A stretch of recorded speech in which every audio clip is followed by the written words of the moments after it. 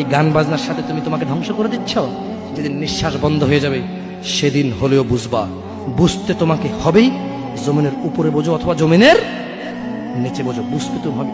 শোনো, আল্লাহ কোনো কিছু বলেছে আর তুমি বুঝবা না, আহা হা, পার পাওয়া যাবে না। তবে তোমাকে বলি, যা করেছো করেছো, যা গান বাজনা শুনেছো শুনেছো, এবার আল্লাহকে ভয় করে সব ছেড়ে ইস্তেগফার করো। বলো, আল্লাহ আমাকে ক্ষমা করেন, আমার এই দুই কানে গলিত সীসা ঢালিয়েন না ইয়া আল্লাহ। ছিলাম কিন্তু আমি উপলব্ধি করতে পারিনি, এ আল্লাহ আজকে আমি উপলব্ধি করছি। আল্লাহ আমি আর কখনো বাদ্যযন্ত্র দিয়ে নিজেকে আনন্দিত করব না। এই হারাম যা আপনার এত আপনাকে রাগান্বিত করে, আমি আর কোনোদিন এই হারাম দিয়ে নিজেকে আনন্দিত করব না। আমি অনুরোধ করব, চিটাগং শহরে থাকি বেশি দিন হয় না, তবে কারো বিয়ে হলে আর 2 দিনও ঘুম হয় না।